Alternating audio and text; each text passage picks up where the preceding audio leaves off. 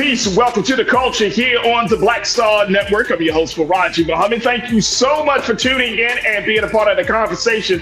Folks, we got a lot to talk about. First, let's talk about the state of Mississippi, how they're proposing to close some public institutions, including 3 HBCUs. We'll talk about the latest that's happening down there. Also, a Chinese family who was considered homeless years ago has finally paid it forward to a Black family to open their doors to them by giving a major donation to the Black community. We'll talk about the significance of their generosity. Later on, we got a conversation about making marriages work as we talk to Leon and Karita Montgomery about their trials and triumphs of their union. We'll talk a little bit about that. And later, should TikTok be banned? Now, we've heard about all like Risa Tisa and all of these folks, but now there's a new bill that's being considered by Congress to ban the social media outlet as a concern that data will be used for the Chinese government.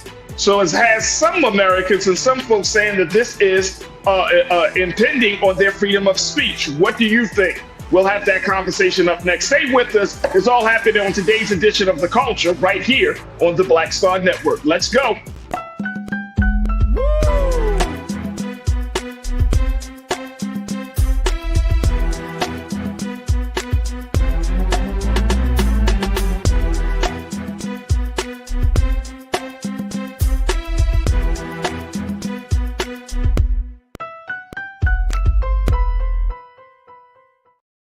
All right, folks, welcome to The Culture here on the Black Star Network. I'm your host, Faraji Muhammad. Thank you so much for checking in and being a part of the conversation. Folks, it is Friday, so happy Friday. Can we give a little horn sound for today being Friday? Because I'm telling you, I need it to be. There it is. Woo!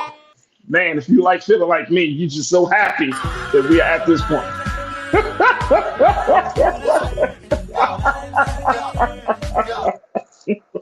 You gotta love the team. You gotta love the team. Folks, it is Friday, and I am so excited, and I thank each and every one of you for tuning in. We are streaming on a number of different platforms. First, let's start off with our home platform of Black Star Network. You can go to our website today at blackstarnetwork.com. Download the app for free. Follow us on all social media platforms at Black Star Network. And we ask that you give a little something, a little donation to help us power our way through this digital space. We're looking for folks to be investors and stakeholders and to help us in this process of building this Black media organization to a place where it is the essential and premier online space for news and information affecting Black folks in this country. So we want to get your support, and you can do so right now at blackstarnetwork.com. Also, we're streaming on Amazon platforms, on your Amazon News, on Amazon News on your Fire TV. We're also on Amazon Prime Video, so make sure you take a look at that on the Amazon Prime Video app. You can just find us on the Prime Video app under Live TV, the news, or find us on Amazon.com.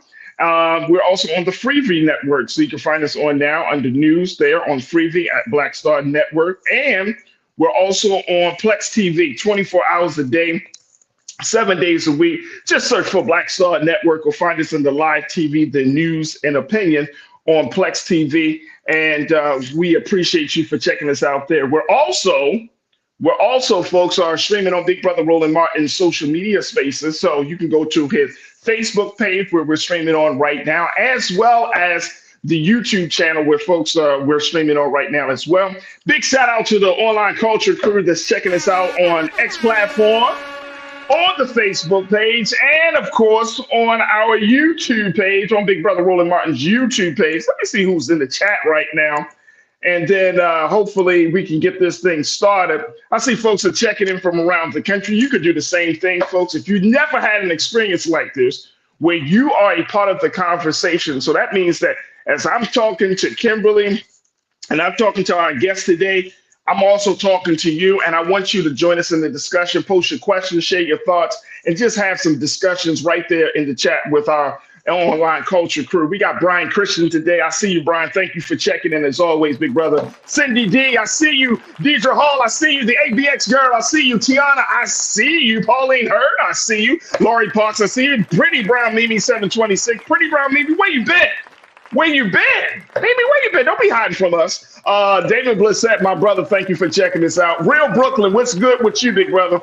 Thank you for checking in as always. McCole Spicer, I see you. What else we have? We got Benny Etheridge in the building. I like it. I like it. Folks, join us in the conversation right now. Join us right now and be a part of the discussion. All right, let me go to my sister. Who we got here? My sister, Kimberly Morrow. Y'all know Kimberly. She's always bringing something. I'm really, really happy that she's been able to join us today. As always, she checks us out. She checks in with us every Friday here on The Culture. She is an educator. She is an administrator. She's the principal of an online school that does fantastic work and helping Black students and all students getting to reaching their educational goals. And she's just she's been doing a fantastic job here. And I think it will be awesome to just to recognize all the great work that she's doing. So Kimberly, welcome back to The Culture. Thank you for being with us. Thank you. Thank you. Thank you. Happy Friday. And Happy Friday. Before we get started, can I just say Happy International Women's Day? So, in honor of International Women's Day, I am representing the fantastic, the honorable Shirley Chisholm. So, come on. You see, that's beautiful. I see. So check this out. Now, look, this is a photo that you see that young lady right there holding that little baby. That's me in 1993 with my daughter. And that is Miss Shirley Chisholm. I'm trying to point to the right side. It's so weird. That's Miss Shirley Chisholm. She was a speaker at my college, Morris Brown College, and I had the privilege of meeting her. So this is a photo that I had taken with us, and I actually made it all artsy and put it on this sweatshirt. Yeah. That is awesome. Big shout out to you. Come on, Kimberly. Yeah. And man, let me just tell you, you always doing it. Look, Kimberly is a parenting. No, seriously, you're doing it real big. Kimberly is a parenting and education expert. She is the principal of the Doris L. Morrow Academy. That is an online academy, folks. And, you know, every week she's always wearing these wonderful shirts to talk about what's going on in the culture. And I think by far that was the dopest one. Now, it's so funny you bring her up. Let me tell you why it's funny. I'm driving last night and I see, and I cannot wait until this film comes out. Regina King is playing Shirley Chisholm.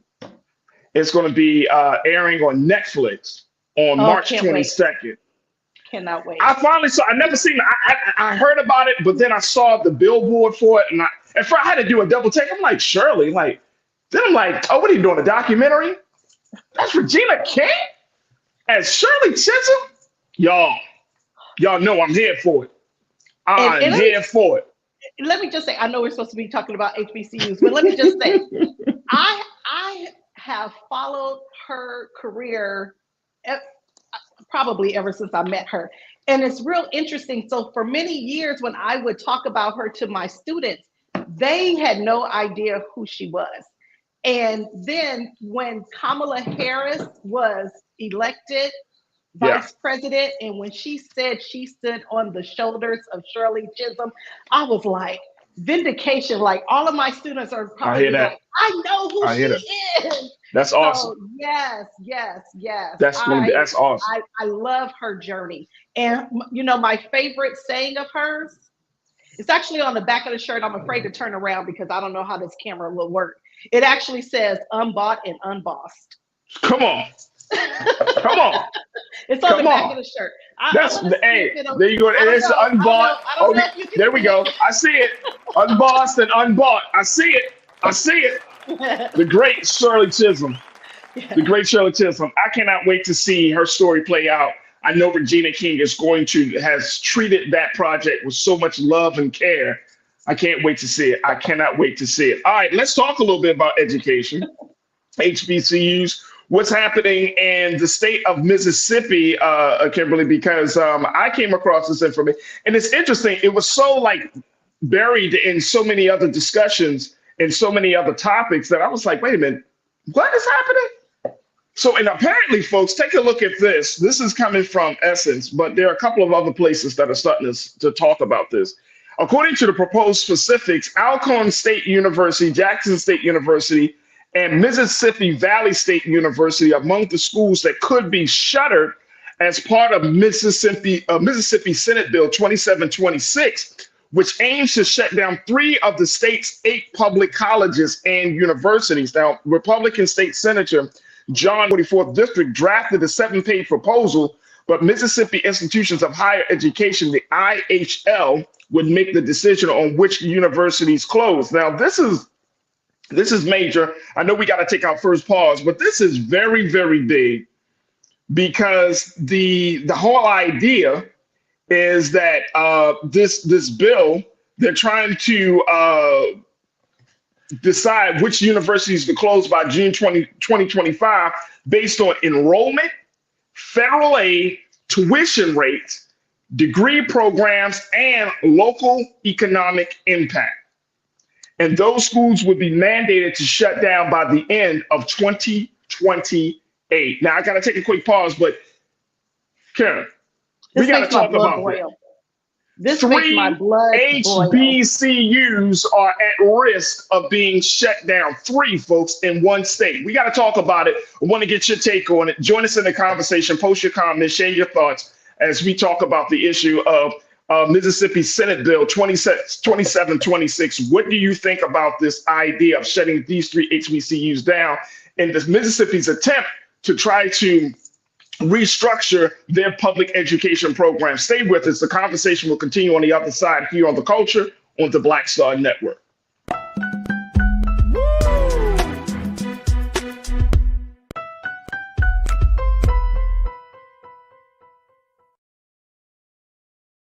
Pull up a chair, take your seat. The Black Tape with me, Dr. Greg Carr, here on the Black Star Network. Every week, we'll take a deeper dive into the world we're living in. Join the conversation only on the Black Star Network. Hi, I'm Dr. Jackie Hood Martin, and I have a question for you. Ever feel as if your life is teetering and the weight and pressure of the world is consistently on your shoulders? Well, let me tell you, living a balanced life isn't easy. Join me each Tuesday on Black Star Network for A Balanced Life with Dr. Jackie. We'll laugh together, cry together, pull ourselves together, and cheer each other on. So join me for new shows each Tuesday on Black Star Network, A Balanced Life with Dr. Jackie.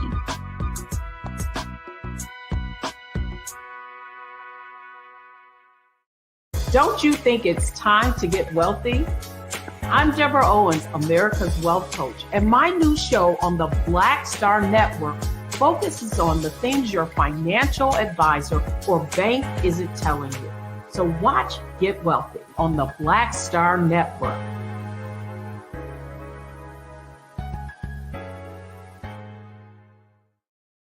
When you talk about blackness and what happens in Black culture, we're about covering these things that matter to us, speaking to our issues and concerns. This is a genuine people-powered movement. There's a lot of stuff that we're not getting. You get it, and you spread the word. We wish to plead our own cause, to long have others spoken for us. We cannot tell our own story if we can't pay for it. This is about covering us. Invest in Black-owned media. Your dollars matter.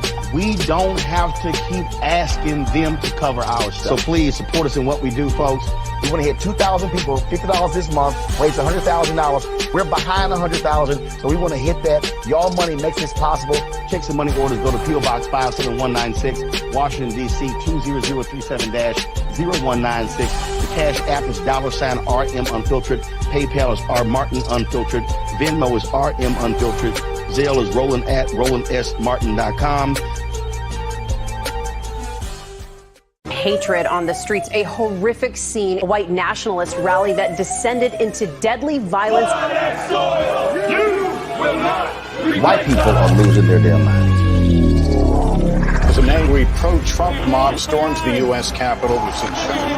We're about to see the rise of what I call white minority resistance. We have seen white folks in this country who simply cannot tolerate black folks voting. I think what we're seeing is the inevitable result of violent denial. This is part of American history. Every time that people of color have made progress, whether real or symbolic, there has been what Carol Anderson at Emory University calls white rage as a backlash. This is the rise of the Proud Boys and the Boogaloo Boys. America, there's going to be more of this. Here's all the Proud Boys, guys. This country is getting increasingly racist in its behaviors and its attitudes because of the fear of white people. The fear that they're taking our jobs, they're taking our resources, they're taking our women. This is white fear.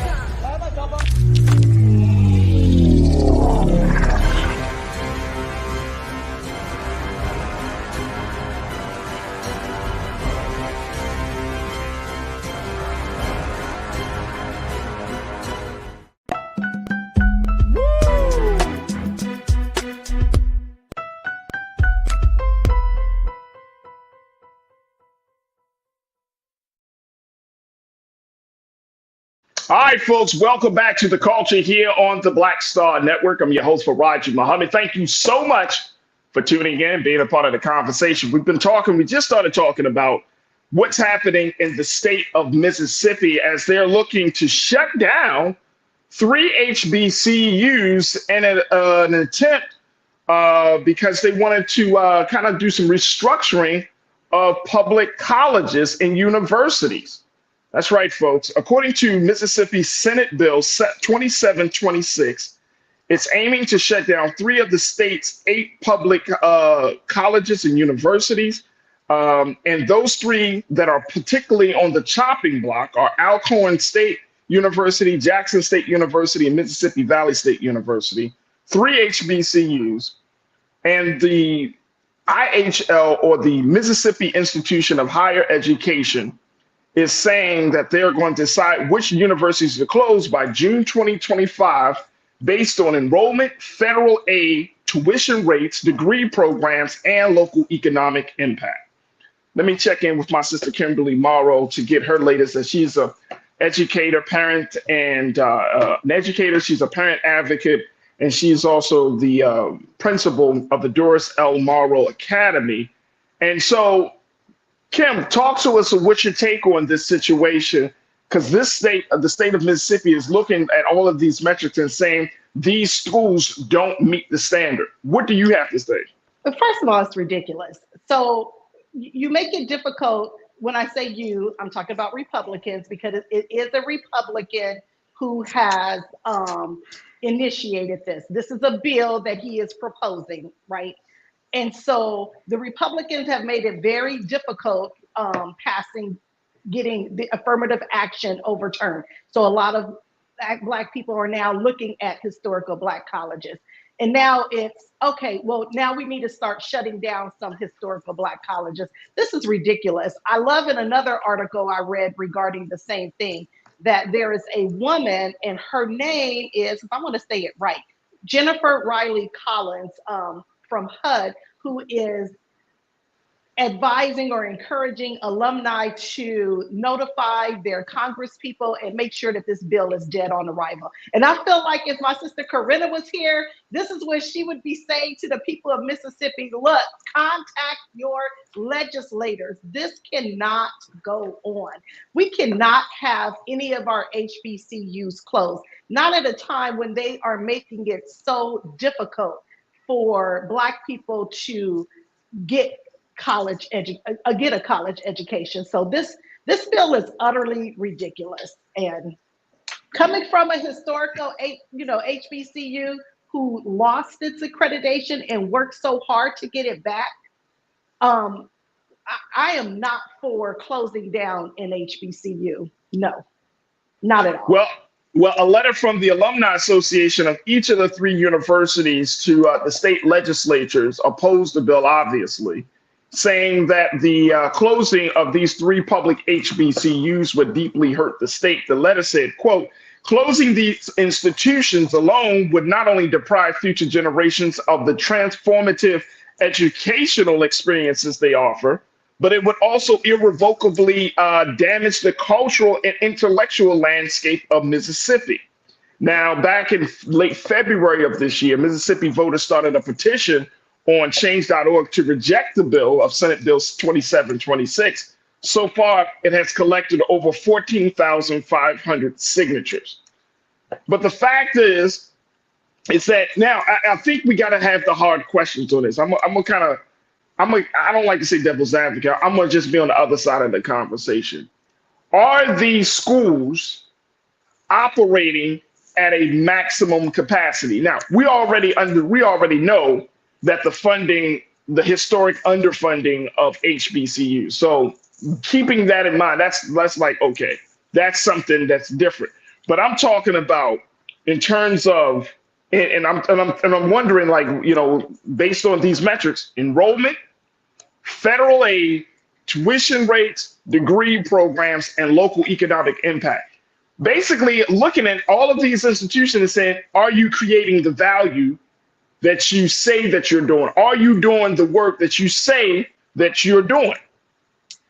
And I think that's the hard part of it. And I don't know if, and I get it, now, of course, I'm hearing from the Alumni Association, but I would love to hear from the students, the parents of the students, the larger community where these schools are, and ask those same questions. Like, is this school adding to the community? Is it adding to producing the type of students that this state or this country needs? Like, we have to do some analysis as well, don't you think, Kimberly? So, Faraji, let me just say, what you're saying, I have had this argument with Black folks over the years, from the time I was a student at Morris Brown and beyond, because there are a lot of Black people that believe that there should only be a few HBCUs, the top tier ones, the ones that we all know: Howard, Hampton, Morehouse, Spelman, Clark, etc.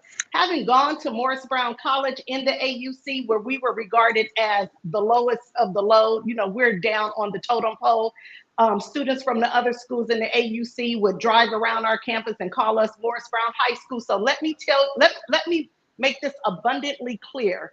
All HBCUs play a major part in educating African American students. We cannot all go to Morehouse, Spelman, Clark Atlanta, or Howard, but you better believe that we are receiving a top-notch education and we are making impact in the society. One of the things that I loved, and I'm gonna bring it back, but because I'm sure this is in all of the different states where they have smaller HBCUs.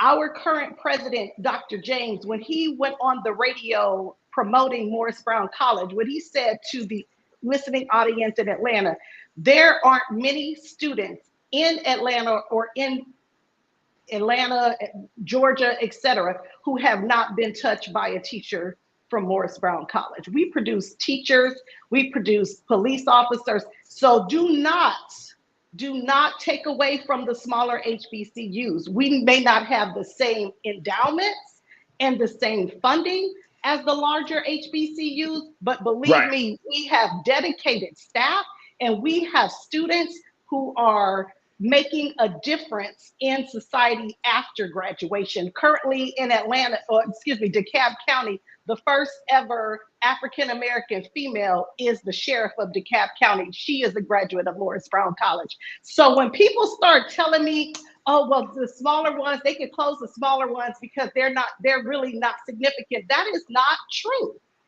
That is absolutely not true, because all of us cannot go to the bigger named schools. And so it's unfair to those students who may not otherwise have an opportunity to get a college education. That is the function, I believe, of the smaller HBCUs like Morris Brown, like Mississippi State, like Alcorn, like Albany State, like Jackson State that they're trying to close down. Other students would be impacted. So Faraji, I'm going to push back on you with that one. Oh, that's fine. I mean, I'm really just wondering, and a lot of these, this is not based upon these metrics, Kimberly, These are metrics based upon like future impact or who's coming out of the school, like what type of professionals, what type of industry leaders are coming out of these schools. This sounds more operational to me. This sounds more like day-to-day, year-to-year type stuff, right? And if we look at it like this, like some of us in Black America, we look at HBCUs as a cultural significance, but then we also have to look at HBCUs as a business entity as well. Now, I know that it's education, it's public education, it shouldn't be seen that way, but I'm saying from the business side of things of a school, having space, having the resources, having the infrastructure, making sure that the degree programs are all accredited, making sure that students are paying their tuition, that there isn't a huge debt that comes with default, making sure that the school is making the impact with the community. You know, how is the school impacting the economics of that area that the school is situated in? I mean, that sounds more operational. That sounds more the business side of this. Yes, culturally, we know, I think we understand the value and who comes out of these schools and what they bring. But we've had these conversations with even Brother Roland talked about. HBCUs. I'm sorry, go ahead, Kimberly. It's not even just culturally. So this is a public school, correct? Right. So right. We get upset when we talk about how the public schools, all they care about is test scores. I'm talking about your K through 12. All they care about is test scores. All they care about is metrics. They don't care about educating students, and because they're Black students. But then when it comes to HBCUs, all of a sudden it's like, oh well, it's the business of it. Come on, it's still about educating Black folks. So it's still about educating Black people. It's still about education. And so we get upset when we talk about them living up to some metrics. We're talking about public schools who are supposed to be funded by the public, just like public K through 12s are supposed to be funded by the state. Those schools are supposed to be funded by the state. So if the state is not providing the funding, how are they going to meet the metrics that they're required to meet? Right. And so we get upset when it's discussed about public K through 12, but when it's about public HBCUs, we want to take a different approach. It's the same argument. Got you. No, I hear you. Well, the update that I'm just getting from the team is that just literally like 2 to 3 days ago, like this whole situation has been it created a huge firestorm. And so there's some concern that even though the bill didn't make it out of the committee, that it still puts HBCUs in a vulnerable position. Because when you do look at those metrics, when you do look at the funding and all of those things that we pointed out, the HBCUs have to step up. But this is also happening across the board in the state of Mississippi, because there has been data coming from, the Mississippi Institution of Higher Learning, which shows a decrease of nearly 5,400 students across the state's 8 public universities between 2019 and 2023. Delta State University, University of Southern Mississippi have experienced the largest student enrollment declines. Only Mississippi State University and the University of Mississippi Medical Center has enjoyed some enrollment gains. So this state is struggling to try to keep doors open to its colleges. It could be because of Republican leadership. I don't know. It could be because of bad leadership of these institutions. I don't know. But if these institutions could be because of the money, right? And the tuition don't want to get caught up in that student loan cycle. Absolutely not. That's a conversation that we've talked about before. A lot of students, not just in Mississippi, but a lot of students around the nation are opting out of college because they don't want to go into student loan debt. So that is another issue as well. Absolutely. States need to look at how are they going to reduce tuition or I don't know, make it free. I know states don't like to talk about that. You know, that sounds too much like, you know, socialism. But honestly, they are going to, if we want an educated society, a skilled working society, we're going to have to think of something with regards to college tuition. Otherwise, we're going to be outsourcing our jobs that require degrees. We're going to be bringing in more and more people from other countries to fulfill these positions because they are not having this issue. And so we're going to end up having to bring other people in to fulfill these positions. Oh, no doubt. No doubt. Let me go to the crew here, what folks got to say. McCole, you said there is a coordinated attack on Black people receiving a quality education, Black wealth, Black family, Black wealth, Black health, etc. So, McCole, I think you're absolutely right. We're seeing it in every state, right? A lot of these attacks are coming from state leadership. It's not from federal leadership, except if you talk about like the Supreme Court or something. But a lot of these states feel emboldened now to make these attacks. So I appreciate you, McCole, for pointing that out. Tiana, you say getting rid of affirmative action has opened up a can of worms. Thank your Supreme Court for that, opening up that can of worms. So we got to fight harder. We got to fight harder. Lori Parks, my sister, you said lawsuits right now should be filed. Hey, look, if this was like 5 years ago, Lori, I would be like, okay, yeah. But now, given how the court system, now that we know how the Supreme Court is moving on certain issues, now we know how the state courts are moving.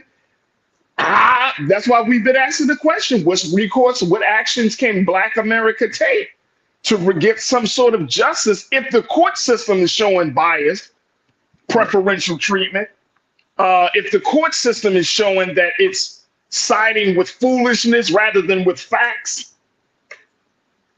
Hey, lawsuits can be filed all day, but if the judges are not in their right mind and is not serious about justice instead of about political gains, then I would say yes, but not in this time. Not at this time.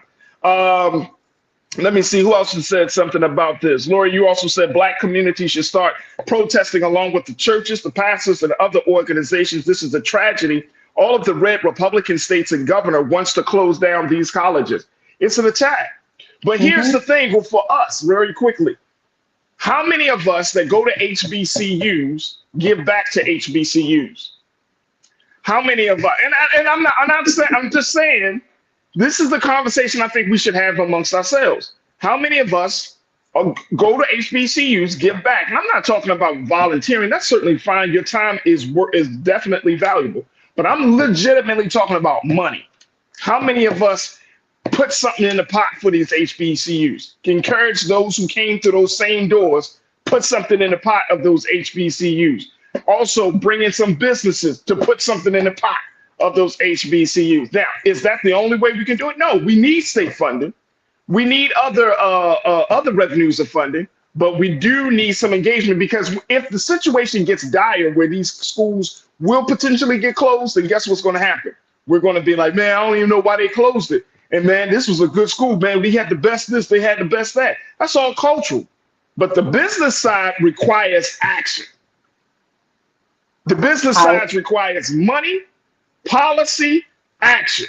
That's the business side. If you want to keep schools open, you got to put some money in it. You got to create policies that will sustain it. And then you got to go and constantly work to make sure that curriculum, that quality of education is going to be the priority. But if you don't have none of that, if you're not willing to put that on the table, you can't talk about it.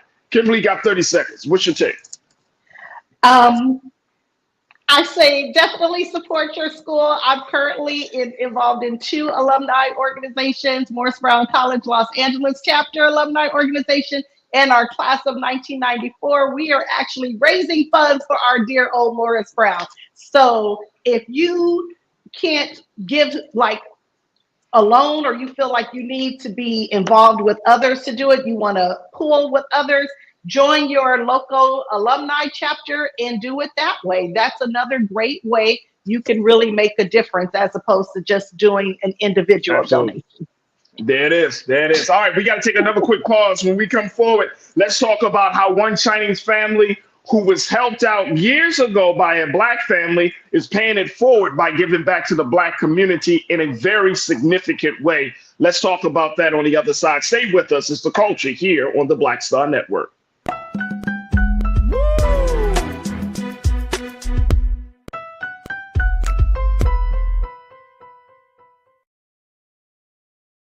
Hatred on the streets, a horrific scene, a white nationalist rally that descended into deadly violence. White people are losing their damn minds.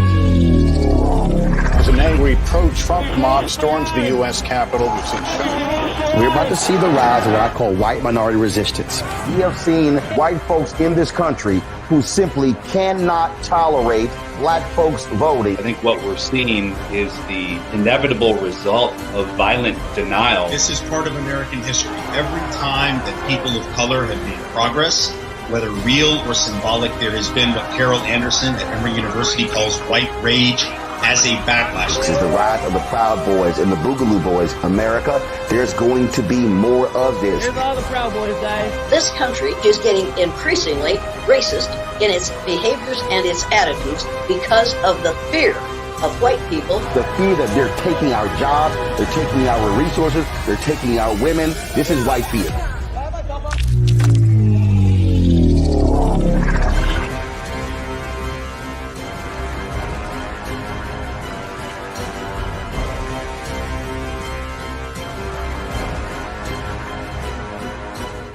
Pull up a chair, take your seat. The Black Tape with me, Dr. Greg Carr, here on the Black Star Network. Every week, we'll take a deeper dive into the world we're living in. Join the conversation only on the Black Star Network. When you talk about blackness and what happens in Black culture, we're about covering these things that matter to us, speaking to our issues and concerns. This is a genuine people-powered movement. There's a lot of stuff that we're not getting. You get it, and you spread the word. We wish to plead our own cause. Too long have others spoken for us. We cannot tell our own story if we can't pay for it. This is about covering us. Invest in Black-owned media. Your dollars matter. We don't have to keep asking them to cover our stuff. So please support us in what we do, folks. We want to hit 2,000 people, $50 this month, raise $100,000. We're behind $100,000, so we want to hit that. Y'all money makes this possible. Checks and money orders go to P.O. Box 57196, Washington, D.C. 20037-0196. The Cash App is $RM Unfiltered. PayPal is R Martin Unfiltered. Venmo is RM Unfiltered. Zelle is Roland at RolandSMartin.com. Hi, I'm Dr. Jackie Hood Martin, and I have a question for you. Ever feel as if your life is teetering and the weight and pressure of the world is consistently on your shoulders? Well, let me tell you, living a balanced life isn't easy. Join me each Tuesday on Black Star Network for A Balanced Life with Dr. Jackie. We'll laugh together, cry together, pull ourselves together, and cheer each other on. So join me for new shows each Tuesday on Black Star Network, A Balanced Life with Dr. Jackie.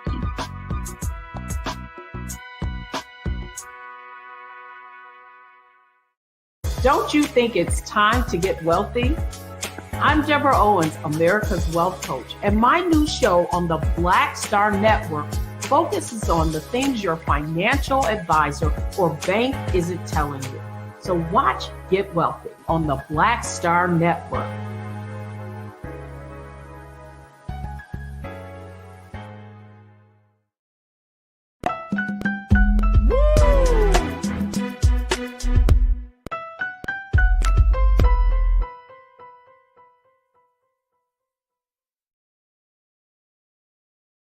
All right, folks, welcome back to The Culture here on the Black Star Network. I'm your host, Faraji Muhammad. Thank you so much for tuning in and being a part of the conversation. All right, let's talk a little bit about one Chinese American family that is paying it forward to the Black community. Let's talk about the family of the Dongs. And I'm joined by my sister, Kimberly Morrow, who is a parenting and education advocate. She's also the principal of the Doris L. Morrow Online Academy. And Kimberly brought this story up to me. She said, Faraji, I think we need to talk about this because it speaks volumes about humanity, money, and so much, and race, and so much more. 1939, the Dongs, a Chinese American family in Coronado, California, they were unable to find a place to rent a house because of racially restricted housing laws that favored white buyers and renters. So a Black entrepreneurial couple in the town by the name of Emma and Gus Thompson allowed the family to rent, according to NBC News on this report. They allowed the family to rent and eventually buy their property when nobody else would. Now, thanks to the Thompsons for helping them get to a further on, they was able to establish their life in American society. The Dongs are donating $5 million to Black college students using proceeds from the sale of the house. According to Miss Janice Dong, who's 86 years old, she said it may enable some kids to go and flourish in college that might not have been able to do otherwise. She said about the plan to sell the family home that they later purchased, as well as an adjacent property. The Dong family will also have to work to have San Diego State University's Black Resource Center named after Emma and Gus, who was born into slavery in Kentucky. Wow. According to Mr. Lloyd Dong Jr., he said the Thompsons gave their family a start with the land, and it is time for them to do the same for others. He said, without them, we would not have the education and everything else. Why is this story so significant to you, Kimberly? It's a fascinating story of just love and humanity, and it's something that when you think about all the stuff that we go through, we might need to get back to some of the lessons of this story and get back to that time where we open our hearts to other people, and then God blesses them to pay it forward the way that the Dongs are doing it right now. But what struck you the most about this story? So here's what struck me about that story. We never hear about the success stories of African Americans coming out of slavery. We only hear about the struggles, the struggle. And this was a couple, they were an entrepreneurial couple. The man, Gus, he owned his own business. So he started off as a driver, and then he ended up having his own, they weren't cars at the time, they were coaches pulled by horses. And then he had a car service, and they had other businesses. And so this was a very prominent family in Coronado.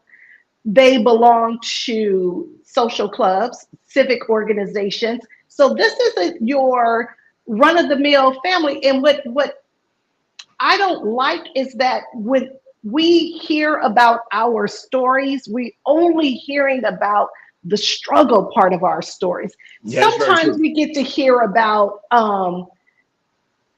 business owners during that time period, but it's so rare and it's so infrequent.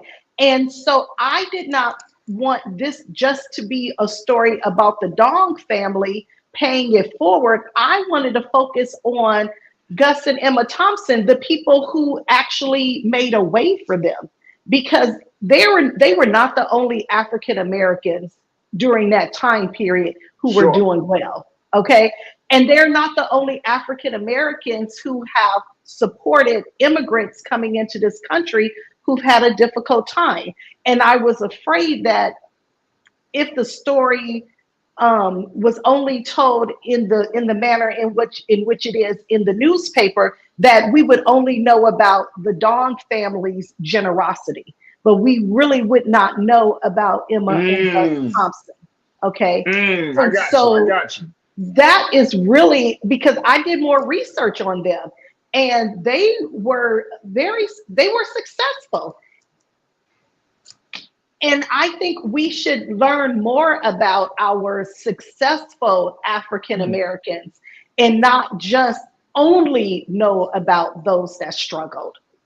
No, so that's why it resonated so much with me. That's why. Yeah. Well, of course, for me, this story resonates because it shows a deep sense of humanity, right? Yeah.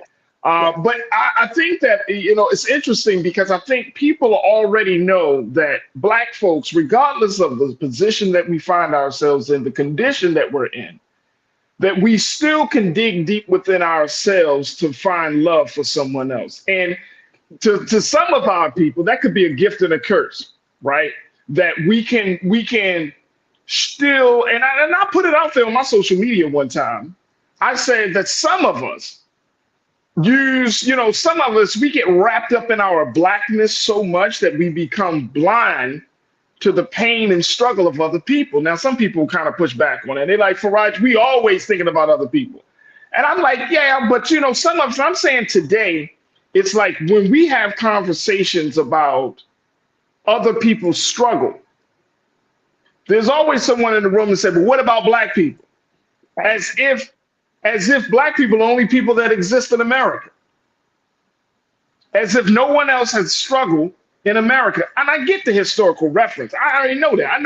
Of course we know about the transatlantic slave trade and all of that. I get all of that. But there are groups of people, not just in this country, but around the globe, that have really undergone some real struggle. And I think that, to your point, and I think this is an excellent point that you just made, our history is not rooted in struggle. That is a fallacy of, I think, the Western American educational system, that it tries to diminish the brilliance and the brightness of who we are and what we have contributed to the whole world, that we always just find ourselves in this low, dehumanizing, enslaved state in every element, right? Like we didn't build the pyramids, like we didn't discover lands, like we didn't make great contributions for the advancement of society. So that's the problem. It's like we have to make sure that we do think about other people. And yes, we're going through tremendous pain, but I truly believe this, Kimberly. If once the relationship, let's say here in America, once the relationship with black people, or rather the condition of black people in America is improved, it opens the door for every other group of people to improve. It's like we are the litmus test. And I know that some people don't want to hear that, but I truly believe that's the case. Once we make advancements, it opens the door for everybody. That is part of the universality of our struggle. That is what makes our struggle so special and unique, that once we are liberated, everybody else is liberated. What's your take on that? Am I crazy in thinking that?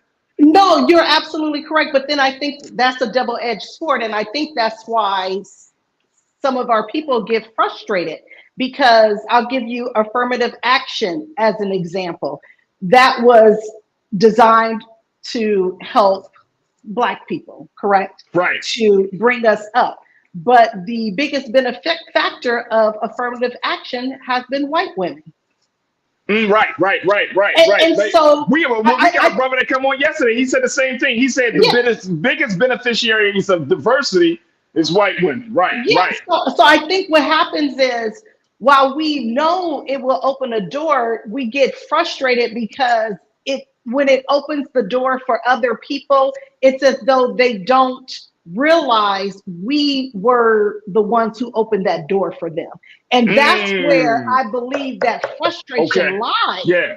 You have these other groups who will then ascend, and then it's as though they don't realize or they don't acknowledge that we are the reason that they've ascended. And I believe that's where a lot of that frustration comes from. And that makes a lot of sense. That's totally understandable. Totally understandable. But let me just say this. Let me say this. And this is maybe, and I could be completely wrong. So anybody, y'all can check me on this.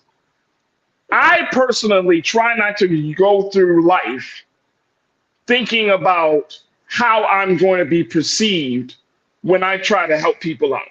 If I try to help you out, I'm honestly trying to help you out, not looking for anything in return, not even attention. I don't need you to go take a bullhorn and go to the top of the mountain. I don't need none of that. It's just that because I already know that once you help people out, it creates the energy within the universe for the universe to reward you. You don't need your reward from man or from other people. You just need your reward from the simple fact of just knowing that you help somebody out. And now that's how I operate. That's how I operate. I could be wrong though. I could be wrong. I could be totally wrong. I think that's a great way to operate, and I try to operate that way as well. But I was just giving you the other. No. I'm glad you did. No, I think so. Because yeah.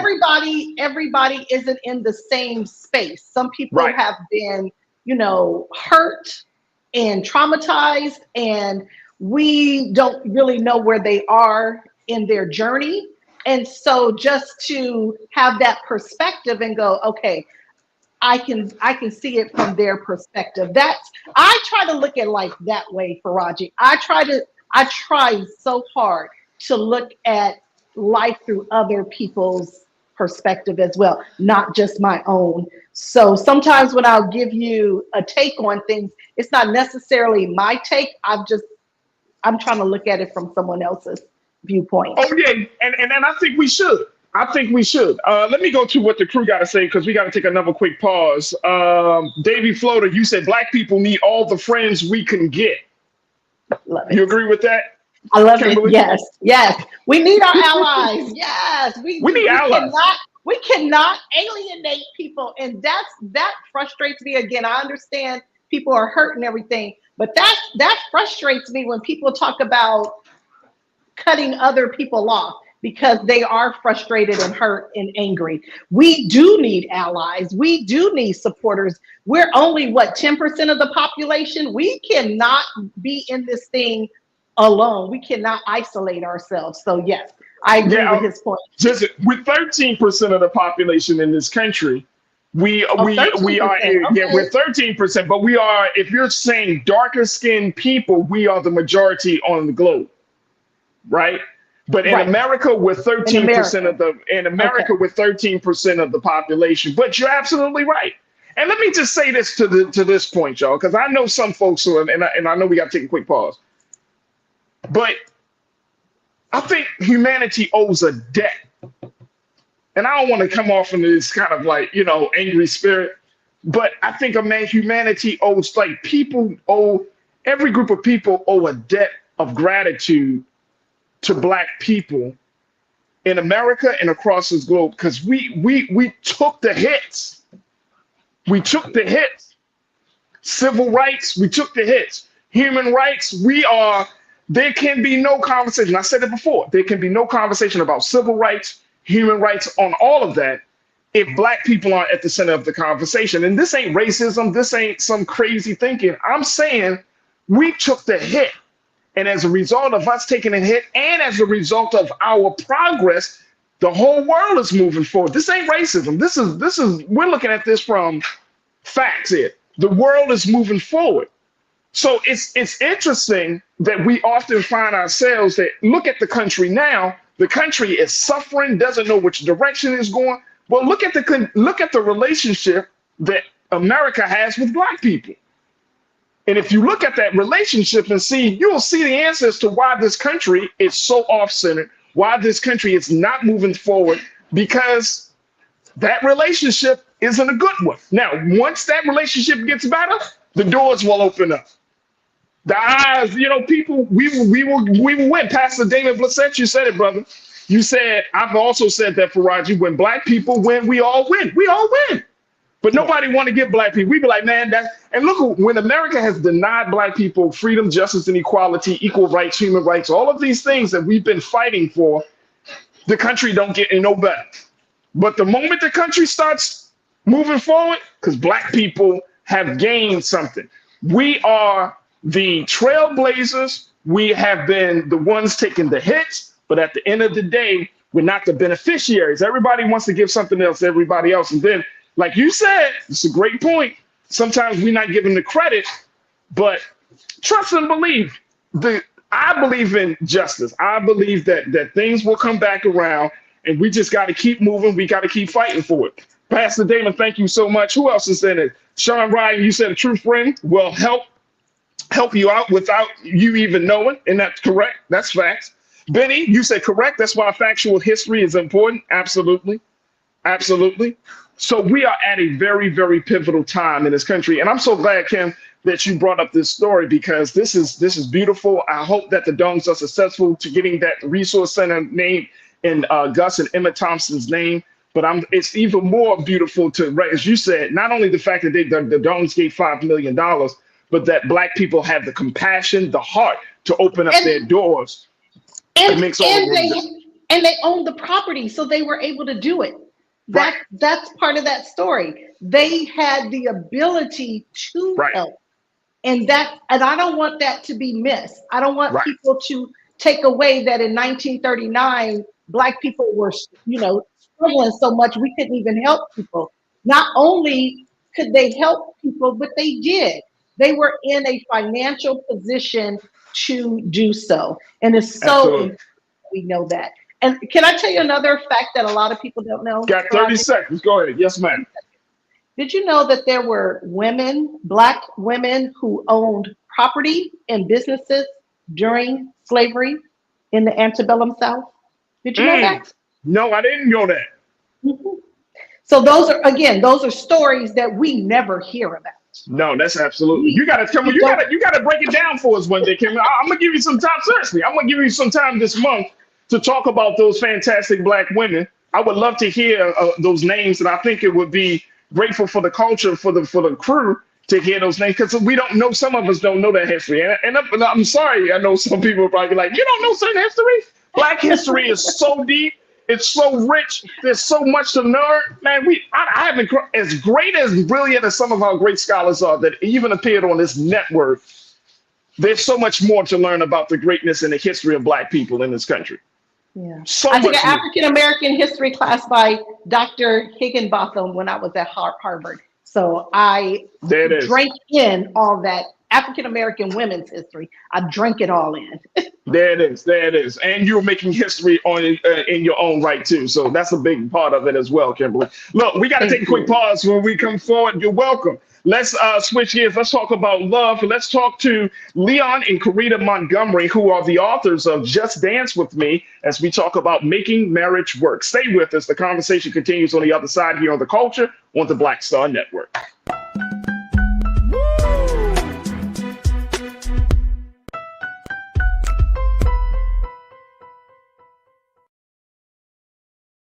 Hi, I'm Dr. Jackie Hood Martin, and I have a question for you. Ever feel as if your life is teetering and the weight and pressure of the world is consistently on your shoulders? Well, let me tell you, living a balanced life isn't easy. Join me each Tuesday on Black Star Network for A Balanced Life with Dr. Jackie.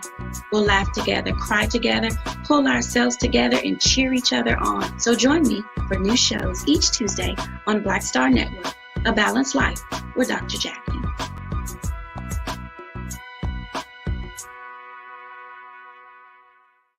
When you talk about blackness and what happens in Black culture, we're about covering these things that matter to us, speaking to our issues and concerns. This is a genuine people-powered movement. There's a lot of stuff that we're not getting. You get it, and you spread the word. We wish to plead our own cause. Too long have others spoken for us. We cannot tell our own story if we can't pay for it. This is about covering us. Invest in Black-owned media. Your dollars matter.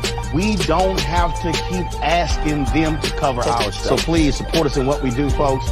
We want to hit 2,000 people, $50 this month, raise $100,000. We're behind $100,000, so we want to hit that. Y'all money makes this possible. Checks and money orders go to P.O. Box 57196, Washington, D.C. 20037-0196. The Cash App is $RM Unfiltered. PayPal is R Martin Unfiltered. Venmo is RM Unfiltered. Zelle is Roland at RolandSMartin.com. Hatred on the streets, a horrific scene, a white nationalist rally that descended into deadly violence. White people are losing their damn minds. As an angry pro-Trump mob storms the U.S. Capitol, we're about to see the rise of what I call white minority resistance. We have seen white folks in this country who simply cannot tolerate Black folks voting. I think what we're seeing is the inevitable result of violent denial. This is part of American history. Every time that people of color have made progress, whether real or symbolic, there has been what Carol Anderson at Emory University calls white rage as a backlash. This is the rise of the Proud Boys and the Boogaloo Boys. America, there's going to be more of this. Here's all the Proud Boys, guys. This country is getting increasingly racist in its behaviors and its attitudes because of the fear of white people. The fear that they're taking our jobs, they're taking our resources, they're taking our women. This is white fear.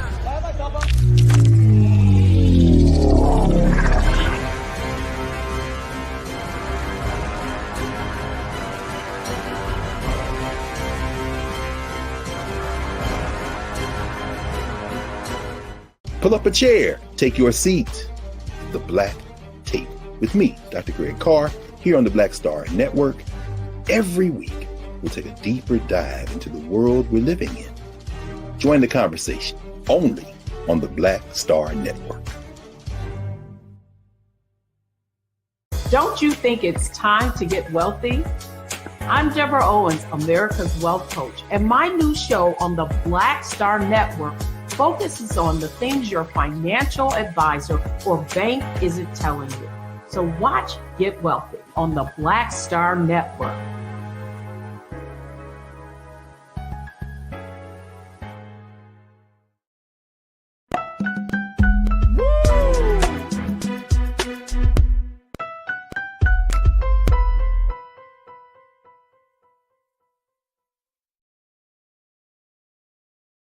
All right, folks, welcome back to The Culture here on the Black Star Network. I'm your host, Faraji Muhammad. Thank you so much for tuning in and being a part of the conversation. Wanted to switch gears. Let's talk a little bit about relationships, and particularly, let's talk about marriage and talking about the trials and triumphs of that bond and union. And so joining us today, we have two special people, one couple.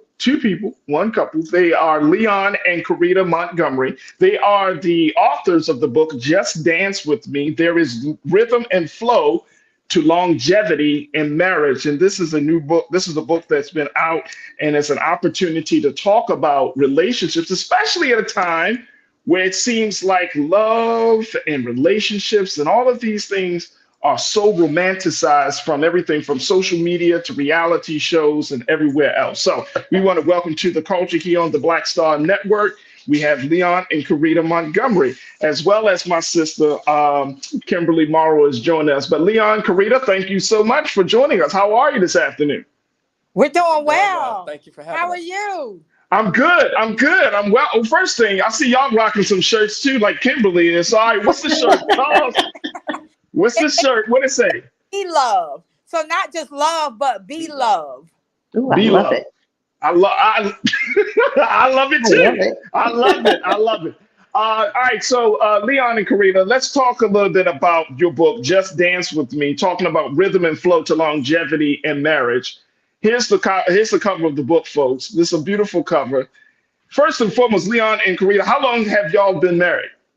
25 years. Oh, okay. 25.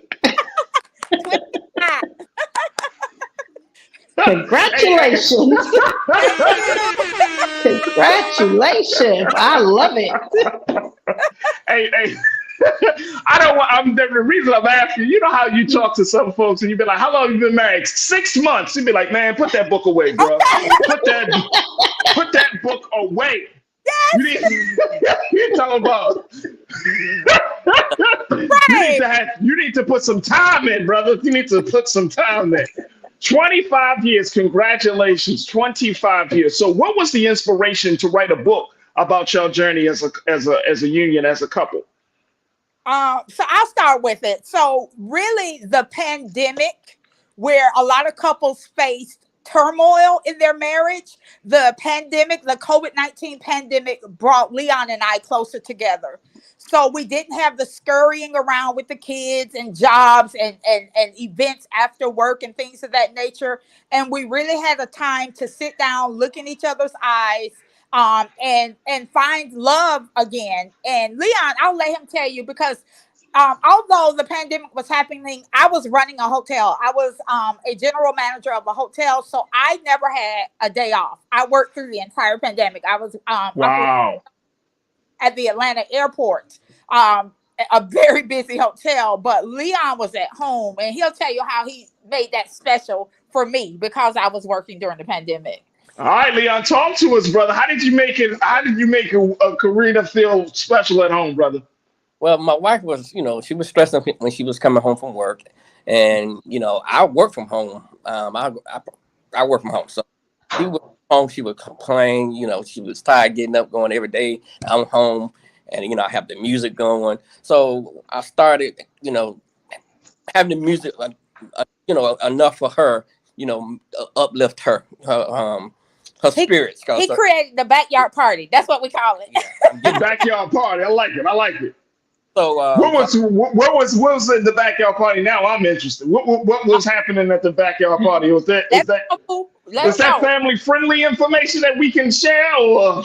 No, part one was when the kids went back inside. It was adult time.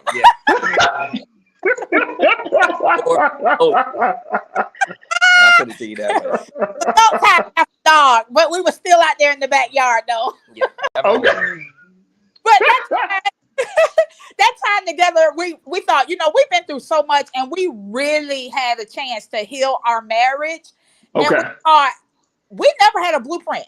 So both of us grew up in single parent homes, and a lot of our friends grew up in single parent homes. So we didn't have a blueprint for marriage. We didn't have someone to say, do this, do that, or don't do this and do that. But we kind of, stumbled upon like a roadmap, if you will, over years. And during the pandemic, I am a book publishing coach. So I help other authors write books. But I was like, why don't we write a book? Why don't you and I put all of our thoughts in the book? So he was a little reluctant at first, but he agreed to it eventually. So and I think that's an interesting take, because you did this during the pandemic. You started to chronicle that journey during the pandemic. It seems like now, and Kimberly, please jump in whenever you want to, but it seems like everybody is a relationship specialist. Now you have those who are trained, you have those who, but it seems like now everybody has something to say about relationships. Everybody is a love specialist, right? So how did you even have the confidence, find the confidence and say, you know what, we're going to put our story out there. We're going to, show our vulnerabilities, the ups and downs. How did you even get to the courage to get to that place? Well, we made a lot of mistakes over the years in our marriage. And just like my wife said, we didn't have a blueprint. And so we were very transparent. Because we're in right now in our marriage, we're in a great place right now, and we say, we brought the idea to writing the book. We want to be very transparent about the mistakes that we made, and we made a lot of them, and they were costly mistakes. So, we put it out there in the book, and I'm not trying to be a relationship expert, nothing like that. We just using our story to help someone else may be struggling in their marriage or their relationship. What big lesson, Karina, did you want people to learn from hearing your story? The big lesson for me is I did a lot of comparing. I compared my husband to people that I thought were like perfect husbands in marriage. I had a problem with wanting to be the head of household, wanting to lead. So in our marriage, I made more money than my husband, but I thought that gave me a right to not consider him, not include him in his opinion, not to let him be the man, let him lead. And it caused chaos in our home. And being home during the pandemic, I realized how much value my husband brought to the family, to the house, to me as a whole. And it really came to the forefront one day when we were having like a heated argument. And I thought that he was just angry and mad and just a lot of rah-rah for no reason. But I looked into his eyes that day, and his eyes were tearing up. Like he was emotional. And it was that moment. And that moment was a little bit before the pandemic. It was sometime around the end of 2019. It was that moment when I kind of decided, like, I don't want to do that no more. I don't want to argue. I don't want to have all these silent moments. You know how you give them the silent treatment? You don't talk for days. I was like, what a waste. What a waste of time. What a waste of our marriage. So that was the biggest for me. Just understanding that it's okay for him to lead, and that power thing, it was for corporate America, but it wasn't for my household. And I need to submit to my husband and submit to him being the king of the house. And it was okay for me to take my place as his queen. And it took years now for us to realize that. And we were like on year 1920 before we realized that, before I realized it. Wow. That's deep. Yeah. Go. All right. I see you, Kimberly. Your brain is moving.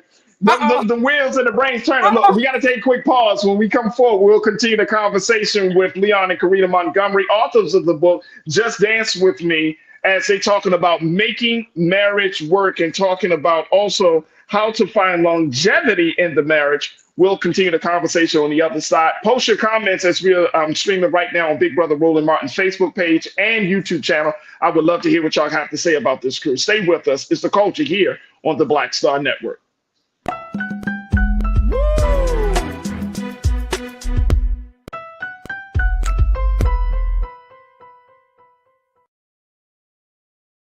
Hi, I'm Dr. Jackie Hood Martin, and I have a question for you. Ever feel as if your life is teetering and the weight and pressure of the world is consistently on your shoulders? Well, let me tell you, living a balanced life isn't easy. Join me each Tuesday on Black Star Network for A Balanced Life with Dr. Jackie. We'll laugh together, cry together, pull ourselves together, and cheer each other on. So join me for new shows each Tuesday on Black Star Network, A Balanced Life with Dr. Jackie.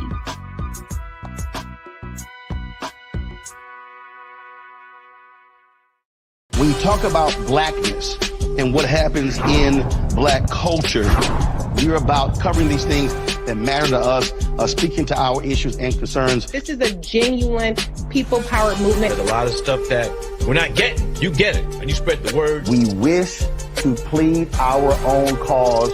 Too long have others spoken for us. We cannot tell our own story if we can't pay for it. This is about covering us. Invest in black-owned media. Your dollars matter. We don't have to keep asking them to cover our stuff. So please support us in what we do, folks. We want to hit 2,000 people, $50 this month, raise $100,000. We're behind $100,000, so we want to hit that. Y'all money makes this possible. Checks and money orders go to P.O. Box 57196, Washington, D.C. 20037-0196. The Cash App is $RM Unfiltered. PayPal is R Martin Unfiltered. Venmo is RM Unfiltered. Zelle is Roland at RolandSMartin.com.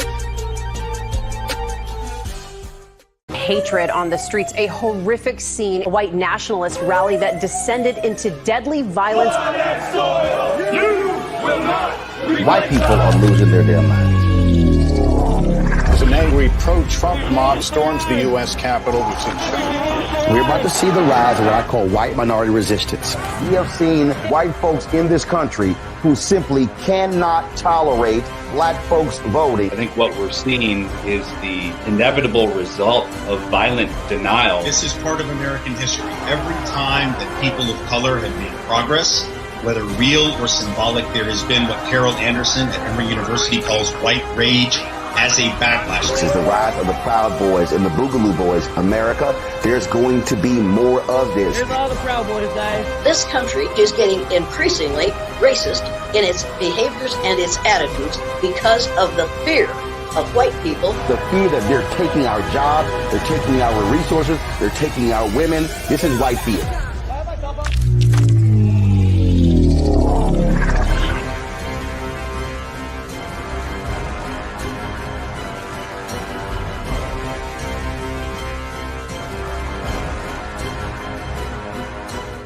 Pull up a chair, take your seat. The Black Tape with me, Dr. Greg Carr, here on the Black Star Network. Every week, we'll take a deeper dive into the world we're living in. Join the conversation only on the Black Star Network. Don't you think it's time to get wealthy? I'm Deborah Owens, America's Wealth Coach, and my new show on the Black Star Network focuses on the things your financial advisor or bank isn't telling you. So watch Get Wealthy on the Black Star Network.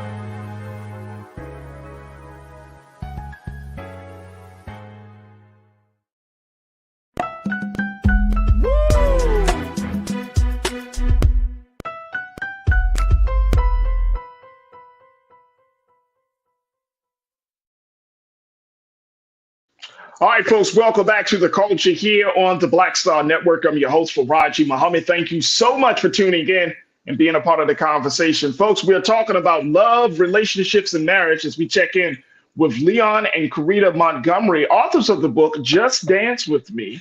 This is a couple that is talking about their time being together, over 20 years being married, and they are telling you about the trials and the triumphs of their union in a very, very unfiltered, vulnerable way, in the hopes that their story will inspire others to stay the course, to continue the path, and more importantly, to find longevity in marriage.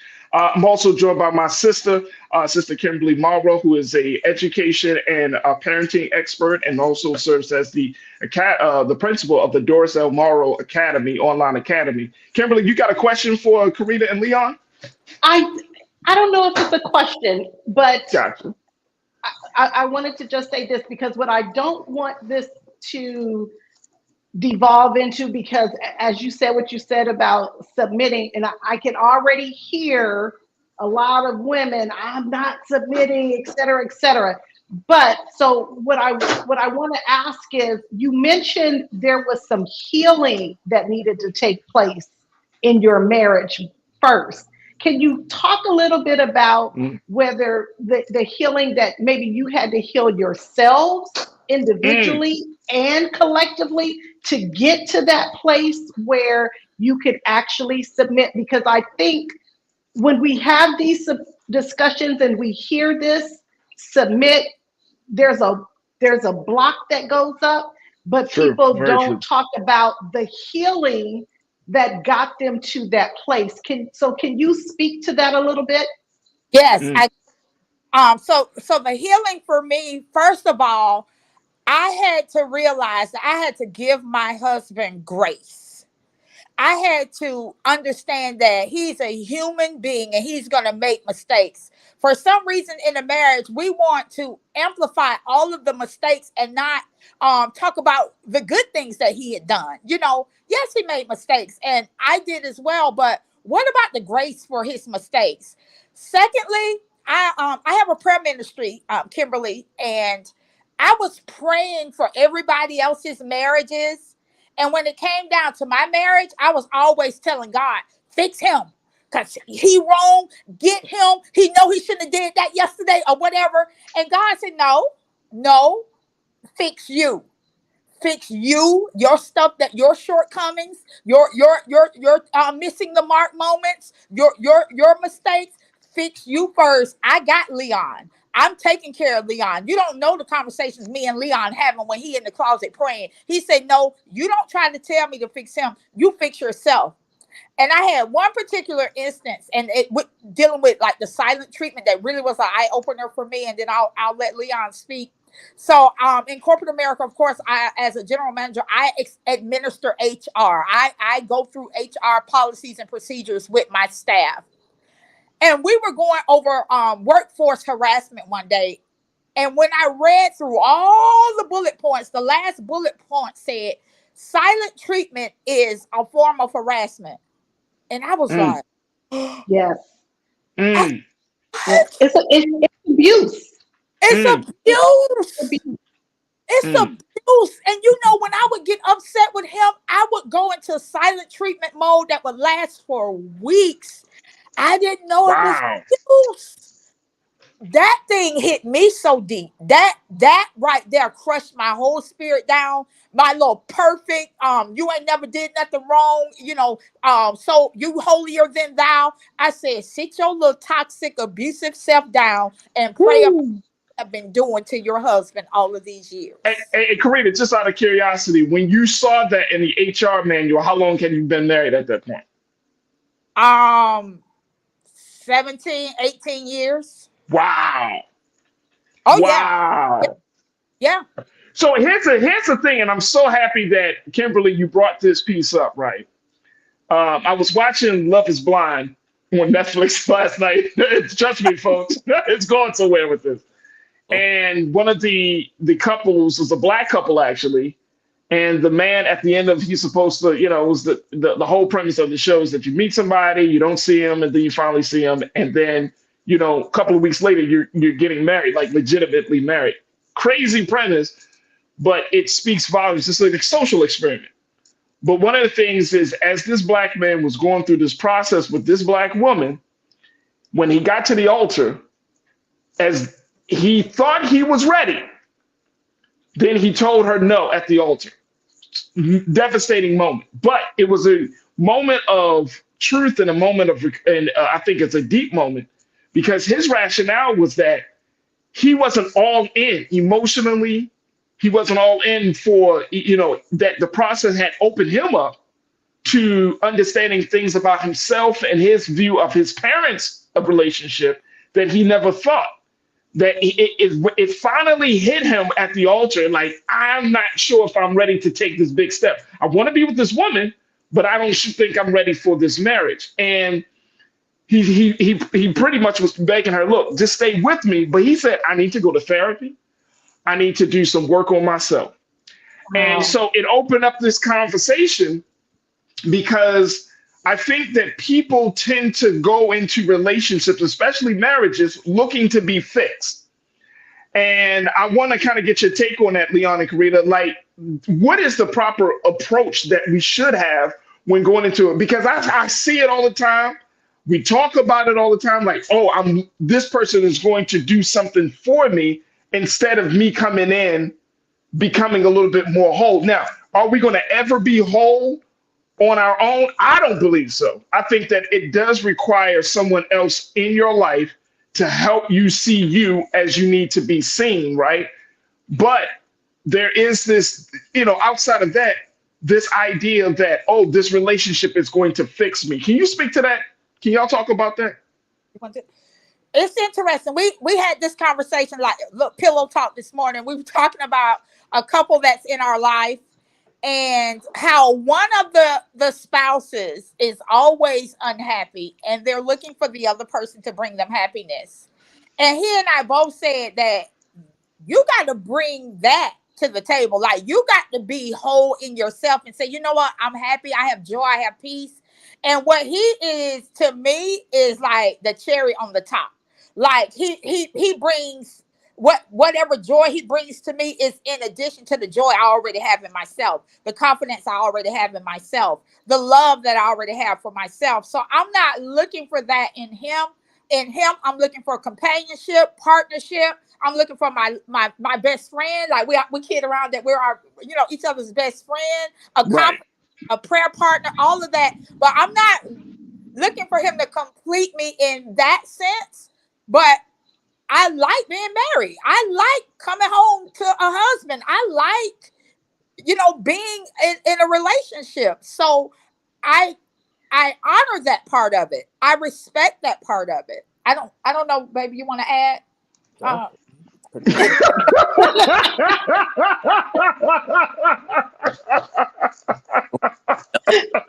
My man Leon was just like, nope. Well said. I don't want to say nothing. I mean, that's how you're supposed to say it. Just talked about that this morning. Yeah. And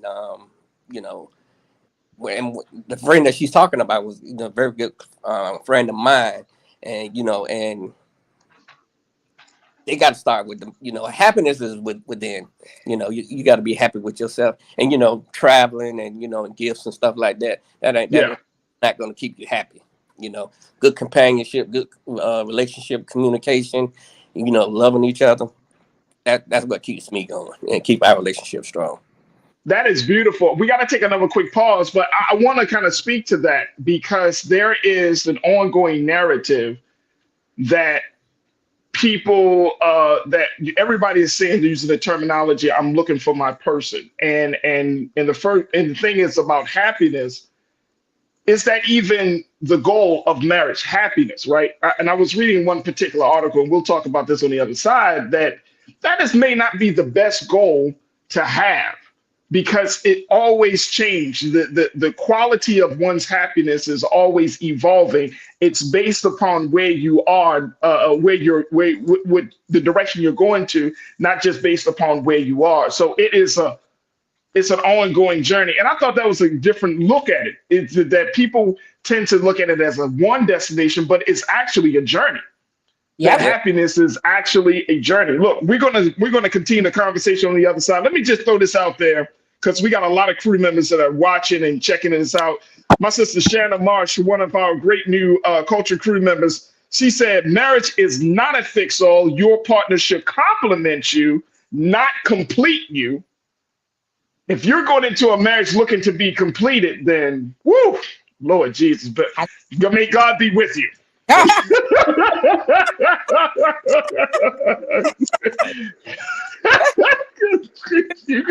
Because you're putting too much on that person that they don't either know that it is being put on them or they can't handle.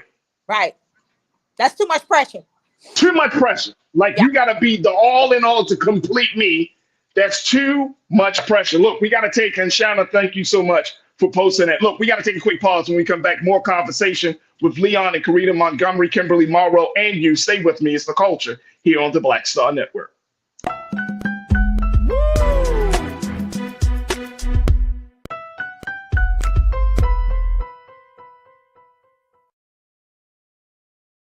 Pull up a chair, take your seat.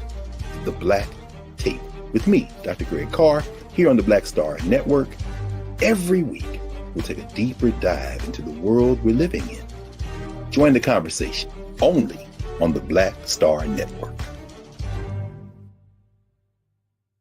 Hi, I'm Dr. Jackie Hood Martin, and I have a question for you. Ever feel as if your life is teetering and the weight and pressure of the world is consistently on your shoulders? Well, let me tell you, living a balanced life isn't easy. Join me each Tuesday on Black Star Network for A Balanced Life with Dr. Jackie. We'll laugh together, cry together, pull ourselves together, and cheer each other on. So join me for new shows each Tuesday on Black Star Network, A Balanced Life with Dr. Jackie.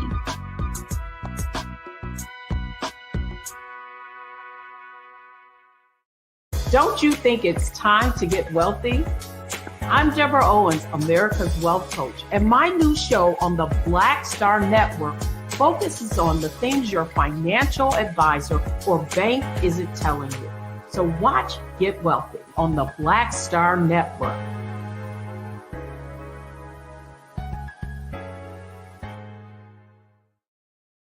When you talk about blackness and what happens in black culture, we're about covering these things that matter to us, speaking to our issues and concerns. This is a genuine people-powered movement. There's a lot of stuff that we're not getting. You get it, and you spread the word. We wish to plead our own cause. Too long have others spoken for us. We cannot tell our own story if we can't pay for it. This is about covering us. Invest in black-owned media. Your dollars matter. We don't have to keep asking them to cover our stuff. So please support us in what we do, folks. We want to hit 2,000 people, $50 this month, raise $100,000. We're behind 100,000, so we want to hit that. Y'all money makes this possible. Checks and money orders go to P.O. Box 57196, Washington, D.C. 20037-0196. The Cash App is $RM Unfiltered. PayPal is R Martin Unfiltered. Venmo is RM Unfiltered. Zelle is Roland at RolandSMartin.com. Hatred on the streets, a horrific scene, a white nationalist rally that descended into deadly violence. White people are losing their damn minds.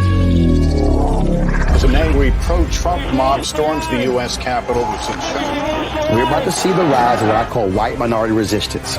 We have seen white folks in this country who simply cannot tolerate black folks voting. I think what we're seeing is the inevitable result of violent denial. This is part of American history. Every time that people of color have made progress, whether real or symbolic, there has been what Carol Anderson at Emory University calls white rage as a backlash. This is the rise of the Proud Boys and the Boogaloo Boys. America, there's going to be more of this. Here's all the Proud Boys, guys. This country is getting increasingly racist in its behaviors and its attitudes because of the fear of white people. The fear that they're taking our jobs, they're taking our resources, they're taking our women. This is white fear.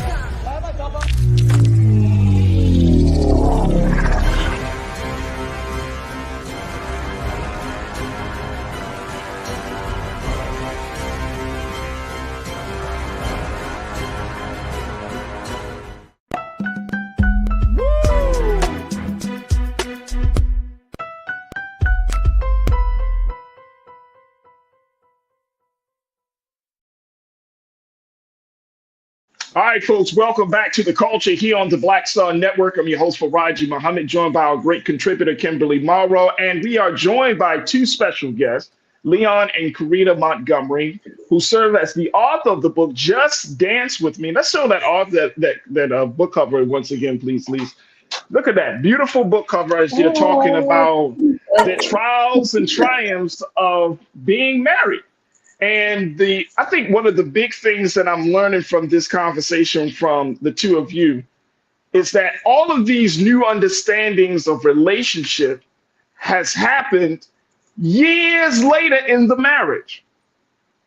It happened years later in the marriage. So I want us to think about that. But that struck me that year 17, you finally say, you know what, damn, silent treatments are silent treatments are abusive. I read it. Yeah, like 17. Yeah. And it speaks volume. I want to go back to that point though about seeing people to the cultural messaging has always been trying to find the one for you. Is that a good approach? Is that a good mindset to have when you're talking about getting, whether it's in a committed relationship or getting into a marriage? Is that having like, I'm trying to find the one for me? Is that a good mindset to have, Leon and Karita?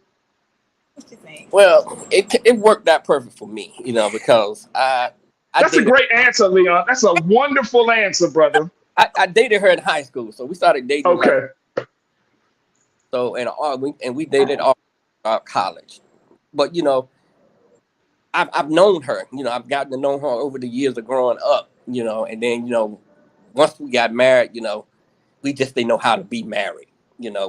Just like my wife said, there was no blueprint. And I know she has great qualities, and I know what I love about her. But sometimes we were like oil and water. We just didn't mix.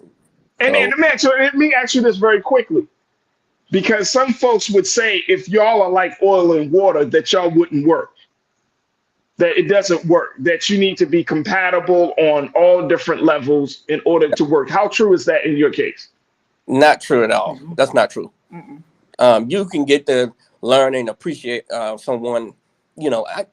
I've learned a lot about her over the years. I thought I knew a lot growing up, dating her in, high school, but you learn more and more as time go on. And, and again, there's certain qualities that I appreciated about her, because she's always a positive type person. She's always inspiring and uplifting, and she would not say no to nobody. She's going to help everybody that comes in her path. And sometimes I feel like, dang, you can't help everybody. It's okay to say no. Right. And, you can learn those things, throughout the relationship. Absolutely. I have one thing on that. For him, divorce was not an option. Now, for me, I had them papers drawn up one time. That wait a minute, hold on, Karita, hold on. For him, divorce was not an option. For you, you had papers drawn up. Yeah, I didn't go through with it, but I did retain an attorney one time because I was like, it was a control thing. It was a manipulation thing. It was control the narrative. So I did. Oh, you ain't gonna do what I want? Okay, I threw the D word out a lot before I learned what it was doing to him, how it was hurting him, and it was not, it wasn't a positive thing. And we did ended up getting separated year 14. We stayed separated for about 6 months. We reconciled. We got back together, and he was like, I'm doing whatever it takes to save my marriage. Now, look, he wasn't going to church that often, but somehow he was showing up at the church house. But look at him. He would just pull up and know where I was parking and would show up at church and just show up at different places, But he was saying he really, really did say, you know what? He apologized, and I think that's huge. He apologized. He admitted some of the things. I apologized. We admitted things. And I admitted things. And we said, okay, let's wipe the slate clean. Let's stop bringing up the past. Let's start over from today. and let's get it right from here. Right. Wow. Kimberly, is that surprising? Yeah, go ahead, please. Oh, I have a question for Leon. So your wife shared what was her kind of aha moment in the marriage where she realized there were things that she needed to change about herself. What about you? What were some things that you realized you were doing that moving forward, that's not something you should be doing?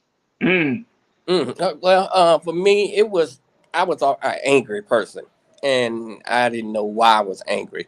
And I know we talked about this earlier. I had to find a way to heal myself, and I did that through counseling. I went and got counseling and learned how to deal with my anger. And we also went to, and that also just brought it home for me. So yeah, So you went to counseling. You went to counseling and dealt with that because you saw that it was a destruction. It added to the diminishing of the marriage. You saw that it was not helpful after a while. And how far along were you in the marriage before you took that step, Brother Leon? Ooh, I would say about 10 years. Yeah, about 10 years. 10 years. Yeah. Mm-hmm. And it was just simple things that I didn't know how to communicate when I was angry. Chastise the kids when I was angry, because my wife felt like, when I was disciplining the kids, she thought maybe I was, in the sense of like abusing them verbally, but not physically. But it was, I was never physically abused them, but verbally, she think I was, just too aggressive, And now looking back on that time and looking back on the time of you being in therapy, how do you parent? How do you how is your relationship now after therapy? Oh, it's great. And I know how to communicate when I'm upset. I disagree with her. Yeah. I know this time if I need to walk away, take 10 minutes to myself, go out in the backyard, I grab my cigar, go smoke this cigar in the backyard. Right. And so that's one of the things I wanted to key in on, because a lot of times, of course, we know that nowadays it could be the smallest hiccup and then people are ready to just jump ship, right? How do you get through those tense moments, those tough moments? How do you get through the fact when your partner, who is a whole different person, is going through life in a different through their lens and having a different experience about life, and is changing over the course of that time that y'all are together, and y'all start to have those hiccups, y'all start to butt heads? How do you get through those moments? For me, I started praying for Leon. I started praying for God to just cover him, protect him. I started praying for his peace, for his happiness. I started just praying for God to just give him wisdom when dealing with me, when dealing with the kids. I just started praying for him, his whole well-being. And that helped me a lot. The more I just prayed for him, it helped me to see him in a different light. It helped me to see his good qualities. It helped those qualities to be amplified in him, and the things that agitated me or irritated me began to minimize. And I started wanting to be around him. It got to the point where you be like, don't touch me, don't look at me. Matter of fact, you go where you go, But all of that went away when I really, truly, and I say this to this day, I started praying for him, not praying at him. I used to pray for God to get him, like for God to stop that. And I started praying for him. Lord, let his day go well. Father, protect him on his way to work. Give him a good day. Let things, let him be happy. I remember one time I was asking him every day, "Are you happy?" And he would say, "No, I'm not happy." And I just started praying and asking God to just give him some joy, give him some, I know we talked about the word happiness, but let him have some days where he can say, "Yes, I'm happy today." And that for me is how I work through evolving through the marriage and through the ups and downs and the changing and his changing. We got to take a final pause. When we come back, we're going to get some final remarks from our very special guests, Leon and Karita Montgomery, Kimberly Morrow, and I'm going to share more of what you have to say, crew. Stay with us. It's The Culture here on the Black Star Network.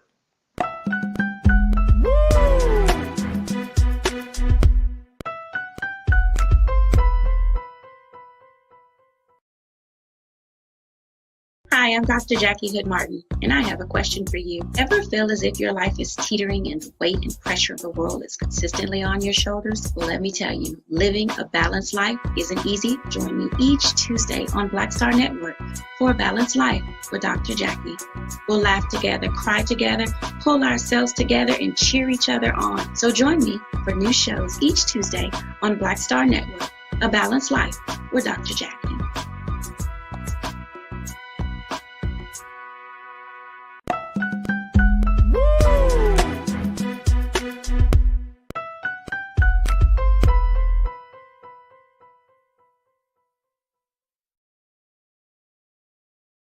All right, folks, welcome back to The Culture here on the Black Star Network. I'm your host for Raji Muhammad, joined by my contributing sister, Kimberly Morrow, as we are joined by the very special guests, Karita and Leon Montgomery, talking about making marriage work. And Kimberly, I have to say, I'm learning. I'm picking up on some things.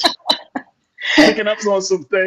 Look, I want to kind of go back just a little bit because it goes to show you that this truly is a journey. This is a process. Becoming one with somebody in life is a process. And, Leon and Karita, when I see the conversations, the cultural messaging to how Hollywood portrays love should be, and even social media, and we have all of these different ideas, right? Like people think that marriage is a walk in the park, or if it should be easy because you love each other. Leon said, hell no. Hell no, brother. No, sir. No, sir. And then when people realize just having the good feelings is not enough, that it actually requires work. And my brother and pastor, who is one of the great culture crew members, Damon Blissett, he said, you have to be intentional about wanting to be married. Yes, don't let divorce to become an option. The intentionality has to be there. How important is that, Karita? It's extremely important. And we were talking about that again this morning. Singleness, there's nothing wrong with being single, but just certain things in the culture are amplified. And I see people keep saying hashtag relationship goals. I can't wait, hashtag marriage goals, all of that. But the intentionality part comes with the commitment, the vow. Like I really took it seriously. Even though I said I drew up papers, I went back and got the papers from the attorney. And she said, I knew you wasn't going to go through with it. I didn't even deposit your retainer. And she handed me all my money back. She was like, girl, I already knew when you came here, you wasn't going through with it. And I said, I know, I was just having a moment. But the intentionality part. That's deep. Yeah, I took the vow. That's deep. That's deep when a lawyer gives back your money. She gave it back. She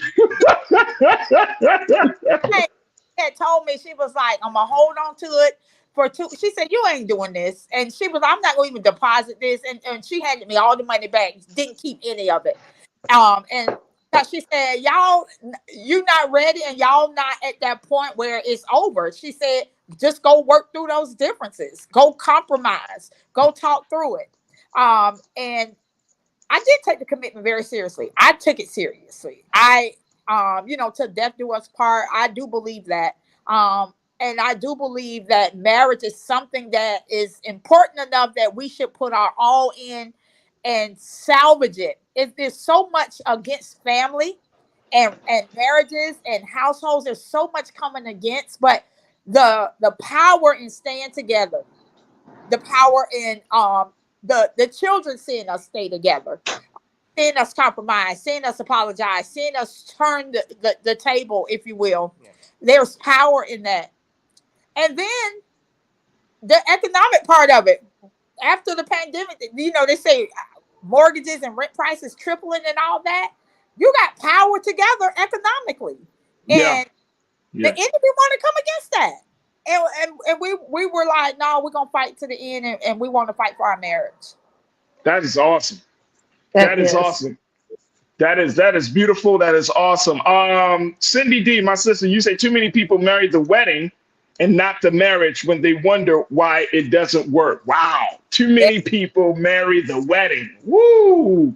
We like the pomp and circumstance of the wedding, you know, that whole I've talked to, I remember having a conversation with one gentleman, and this was like very random. I was waiting for some pizza, and he, you know, we just started talking, and he said, yeah, man, I just got married. So I'm like, oh, brother, welcome. Congratulations. I've been down that road. Congratulations, man. Hope all works out. And he started showing me the marriage photos, right, in his phone. And he said, man, we spent like $20,000, $30,000. And I'm like, damn, that's a lot. You know, I'm thinking to myself, like, okay, all right. And all I kept thinking is, I hope it works out.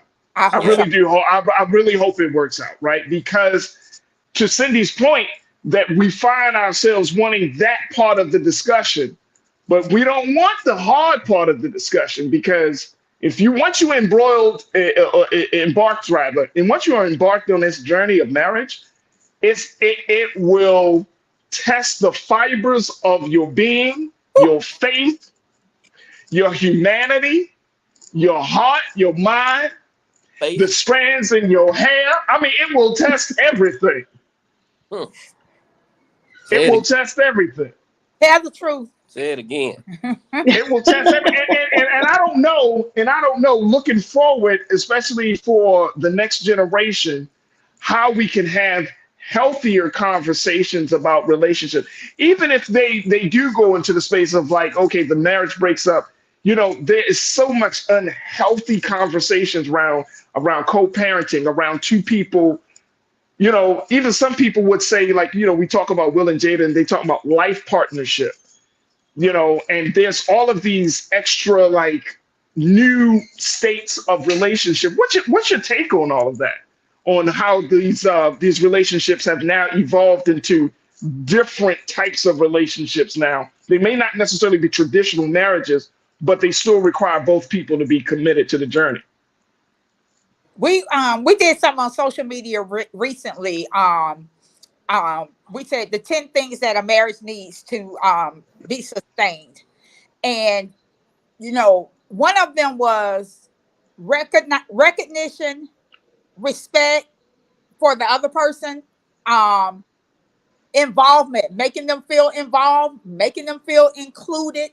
You know, things just the what I say, the standard, just politeness, just, you know, just behaviors that any human being would want. Don't belittle them in front of the child. Don't belittle them in front of your family. Don't talk bad to them, to your girlfriends. Like honor, respect the person that you were married to, still are married to. If you're co-parenting, the parent of your child, don't diminish their value as a human being. And I think you'll be okay if you adhere to that. There it is. Kimberly, what's your take, the final thought on this? So share with our viewers something that they could take away from how to move forward in their marriage or get better at their marriage. Like one piece of advice you would give them. You want to go? Oh, yeah. Be willing to compromise. You know, everything don't have to go in one direction. You know, you give a little, you know. Man, hey, brother Leon, don't come on my show, man, making people walk away from the show, man. Nobody want to hear about no compromising, man. You want a good relationship, you got to be able to compromise. No, you're absolutely right, brother. You're absolutely right. So love it. Absolutely. Be willing to compromise. I love that. Karina, what would be the one thing that you would share? For me, quality time is big to me. So we do date night still to this day. Good. Have a day where it's all about your spouse. Give them, it's a day, it's all about y'all, not the kids, not the friends, family, coworkers, just you and him. And those times are so special. Continue them. 25 years down the road, you should still be having date night. And she Let me ask you, go ahead, brother Leon. Wait, say it again. You don't mind going to the Cheesecake Factory. After 25 years, shit. Yo, you better eat this cheesecake. Right. I hear that. No, you know what though? Real talk, and Karina, real talk. Do you find that, and Leon, I don't know, do y'all find, like Leon as a man, do you find yourself wanting to be pampered? Because we are in that age where some people believe that men shouldn't be pampered. It's all about the woman and making sure. But do you find yourself as the man to say, you know what, I want to be pampered too? Because I know I do. I enjoy being pampered.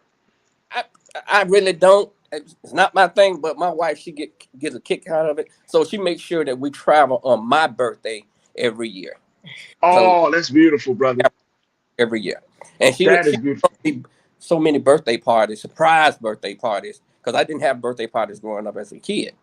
So when that out, she threw me several surprise birthday parties. So she loves, pampering me in those type of way. And couple massages. We do couple massages. Yeah. I take them on massage trips.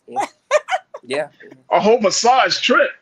Yeah. Well, when we go for his birthday, we always find somewhere where we can go to a salon or go to a spa and we do couple massage. So, like you said, it's okay for him to be pampered. That's beautiful. That is beautiful. Let me just say, Karina and Leon, it has been such a privilege and a pleasure to really hear about, your philosophy and just a little bit of the ups and downs. I know 25 years, I mean, in the big scheme of things, that is, you're still young in this thing. So I don't want to make it seem like y'all are old and y'all are down and that. No, y'all are still young in the journey. 25 years. I have known couples that's together for 60 years. And I'm like, woo. You know what I'm saying? So 25 years is certainly a great accomplishment. Folks, the book is called Just Dance With Me. Let's put that cover right back up there. Make sure y'all pick up a copy. This is from Leon and Karina Montgomery. They talk about their trials and triumphs of being married, talking about all of the ups and downs, the vulnerabilities, the good times, the bad times, the ugly times, the pretty times, everything in between. And it is certainly something worth reading and having, and more importantly, certainly something worth learning from. And so, Leon and Karina, I thank y'all so much for having the courage and the mindset to say, you know what, we're going to put our journey into words, put it into book form so other people can learn from it and share from it, share it, and more importantly, can get something to further their relationship. So I thank y'all for being so good for the culture, man. This is awesome. Thank you so much for coming on the show. Oh, you're welcome. You're welcome. And we're here in Charleston. So we left Atlanta and came to Charleston. So we want the movement to continue. So we're going to be an exhibitor here, talking to couples, getting autographed books, because now it's a movement to us. We feel like we have more to do concerning. That's it. Karina, Leon, thank you so much for being on the show. And more importantly, thank you for being so good for the culture. Yes. Thank you. We love black love. Black love. All right, yes. Kimberly. That is beautiful. That is beautiful. Man, oh man. That's a very inspiring story. Very inspiring story. All right, Kimberly. Thank you so much for just being with me today, offering your analysis, your expertise. How can people learn about the work you're doing, especially with the Doris L. Morrow Online Academy? So you can visit me. I'll make it easy at kimamorrow.com. And that way you can learn about me, about the school, and about the work that I'm doing. There it is right there. My sister Kimberly Morrow checking in. You can find her here on The Culture every Friday from 3 to 5 p.m. Eastern Time. Kimberly, thank you for being so good for the culture. Thank you. Absolutely. Happy International Women's Day. Happy International Women's Day. That's what I'm talking about. There it is right there. All right, folks, we got to get out of here, but I thank each and every one of you for checking in. And man, I could not end the week on a better and higher note. Thank y'all so much for tuning in. Make sure y'all do your due diligence. Go to blackstarnetwork.com, download the app for free. Follow us on social media at Black Star Network. And of course, we ask you to be investors and stakeholders in this journey so you can give a little something. If you enjoyed the conversation today, if you enjoyed the conversations we've been having all week, you can show your love by going to blackstarnetwork.com and showing your support there. Also, you can find me on social media at The Real Faraji on Instagram, at Faraji on Twitter, and at Faraji Muhammad on Facebook, and I would love to connect with you. Stay tuned. Up next at 6 p.m. Eastern Time, it's Rolling Martin Unfiltered. As always, never be afraid to challenge what's wrong, stand for what's right while being yourself in the process. God willing, we will reconnect next week for another exciting edition of The Culture right here, only here, exclusively here on the Black Star Network. Talk to you soon. Have a fantastic weekend. Peace.